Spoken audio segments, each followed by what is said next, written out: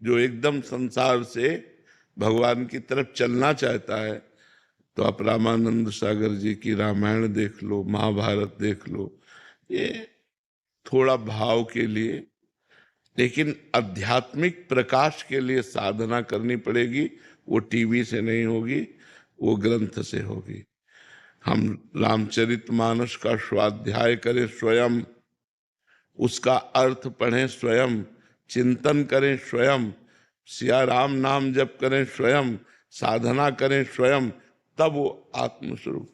TV के दर्शन से अच्छा, जो सीरियल में अभिनय करने वाले हैं वो सच्चिदानंद तो है नहीं, पार्थिव पांच भौतिक शरीरधारी, और सियाराम जी सच्चिदानंद में है। अब जोड़ कैसे बन सकता है? जो हम देखें वही ध्यान करें, हमें सच्चिदानंद रस मिले, तो ऐसा नहीं हो सकता। जो राम नाम से, सिया राम नाम के रटने से और रामचरितमानस के पढ़ने से, गान करने से, चिंतन करने से सिया राम स्वरूप आएगा, वो आपके अध्यात्म की पुष्टि करेगा। टीवी का मतलब है बहिर्मुख होना, बस समझो। टीवी का मतलब बहिर्मुख होना, और रामायण का मतलब, स्वाध्याय करने का मतलब अंतर्मुख होना। एक एक चौपाई हम पढ़ रहे हैं, हमारी श्रवणेन्द्रीय अंतर से लगी हुई, उसमें मन नेत्रेंद्रीय पूरी चेष्टा लगी हुई। और टीवी में इतनी स्वतंत्रता है कि वो चल रहा है, सुन रहे हैं मौज से, लेकिन हम एकाग्र तन्मय, जो रामचरितमानस का गान करने में, वो नहीं होगी तन्मयता। तो हम इसीलिए कहा, बाहरी यंत्र का जो साधन में हमारे सहयोग है, वो प्रारंभिक है, ना कि आंतरिक है। जब हम गायन में लगेंगे सुनने के लिए, तो हम वहां जाके बैठते हैं, सुनाओ, अब हम सुनने आए हैं। और अब हम ध्यान में बैठे हैं, तो हम सुनेंगे नहीं। अब हमारे कान में अंतर्मुखता आनी चाहिए, श्रवणेन्द्रीय अंतर्मुख में सुने, जो हम चिंतन कर रहे हैं। बाहरी कोई विक्षेप नहीं, माला भी नहीं, शांत एकदम, अंतर एकदम डूबना है। देखो, जैसे सांप बिल के अंदर बैठा है, ऊपर हम 100 लाठी मार दिए, क्या फर्क पड़ेगा उसमें? ये है टीवी से सुनना। मन सुरक्षित है, वो अपना कारोबार चालू किए है, समझ रहे? अब अंदर खोद के उस पे लाठी मारना, अब फर्क पड़ेगा। तो ये है अंदर खोद के लाठी मारना, सब बंद बाहर से, अब शांत तो बैठे हैं, अब वो भाग रहा है, अब उस पे लाठी मारी जा रही, राधा राधा राधा।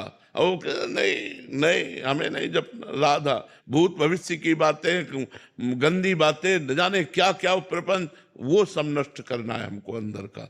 तो हम अंदर का नष्ट करने के लिए प्रभु को प्रणाम करके, हनुमान जी को सामने बैठाल करके, और शुरू करें 2 घंटा रामचरितमानस का पाठ, खूब लय से झूम झूम कर, ताली बजाकर, आनंदित। ये अंदर के मल का नाश करेगा। प्रारंभिक हम कह रहे हैं बिल्कुल सही है, प्रारंभ में सबको ऐसा चाहिए, लेकिन साधना की चढ़ाई के लिए फिर आंतरिक अंदर घुसना होता है। यहां तक अंदर घुसना होता है कि शरीर की भी शुद्ध न रह जाए।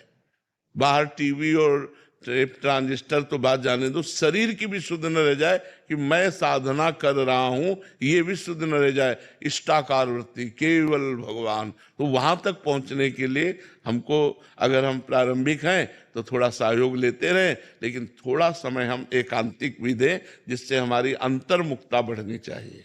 कुछ समय हमें एकांत देना चाहिए, अपने अंदर की देखना। देखो, जब तक आपका स्वप्न पवित्र नहीं होगा, स्वभाव नहीं बदलेगा, आपका सहज चिंतन भगवदाकार नहीं होगा, तब तक बात नहीं बनी। हमारी स्थूल साधना का प्रभाव सूक्ष्म शरीर पर जब पड़ेगा, तो स्वप्न सात्विक आने लगेंगे, और स्वभाव आपका परिवर्तन होने लगेगा। ये टीवी से नहीं होगा, ये उपासना से होगा। उपासना करना है। अब जैसे बहुत से लोग माला ले लिए और टीवी चलाए, लाभ नहीं है,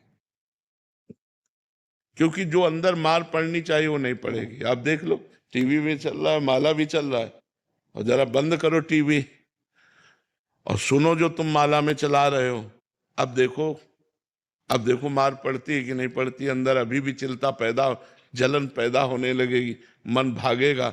बस यही लड़ाई लड़नी है।